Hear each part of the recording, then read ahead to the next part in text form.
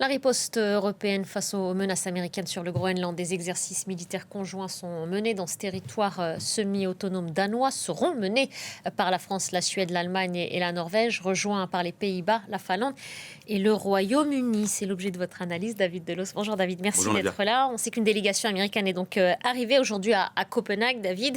Et loin de faire écho aux ambitions de Donald Trump, ces élus viennent affirmer que le Congrès reste solidaire du Danemark, membre de l'OTAN. Effectivement, la preuve que le plan de Donald Trump sur le Groenland ne fait pas l'unanimité et dans le monde et plus particulièrement aux États-Unis. Loin de là, de nombreux élus estiment que l'OTAN est essentielle pour la politique étrangère américaine.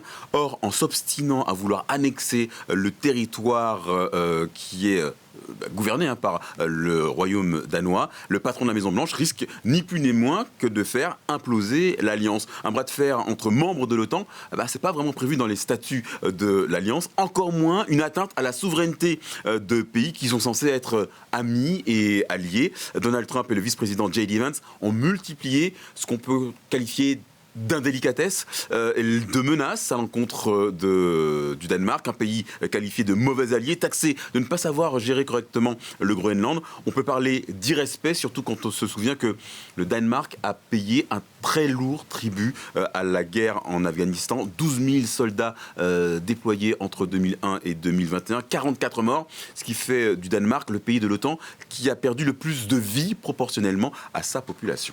Les critiques viennent uniquement de l'opposition démocrate?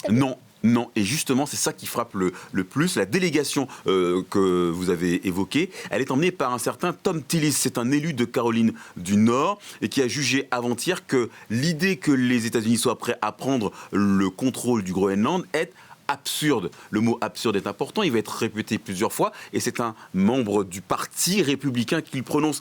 D'après Tom Tillis, quelqu'un doit dire au président que le peuple du Groenland a été jusqu'ici très pro-américain.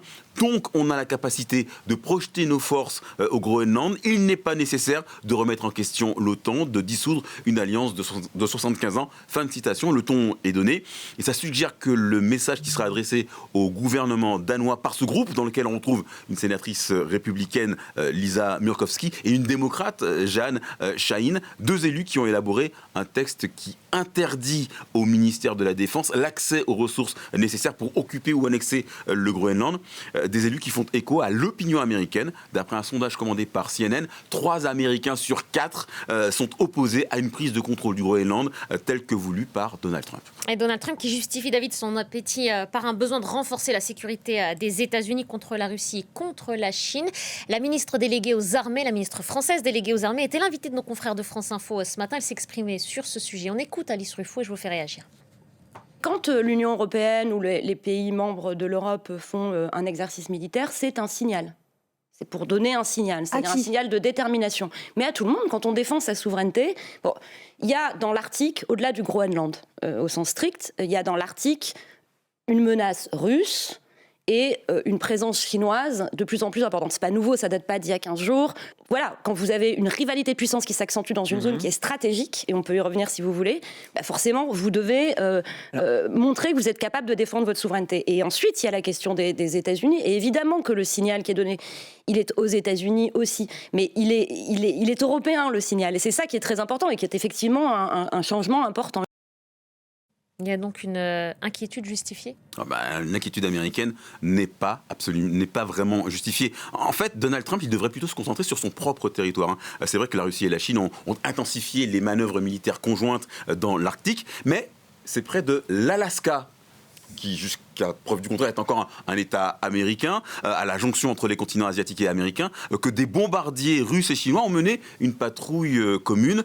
En revanche, d'après les renseignements de l'OTAN, d'après les observations du Danemark, non, le Groenland ne grouille pas de navires chinois et russes. Le scénario est même qualifié d'absurde. Décidément, le mot est très utilisé par la plupart des spécialistes de la défense et de la géopolitique, ce qui questionne le déploiement de soldats français, allemands et suédois et norvégiens. Officiellement, ils sont effectivement partis pour une une mission de reconnaissance pour conforter l'idée que le Groenland est vraiment sécurisé.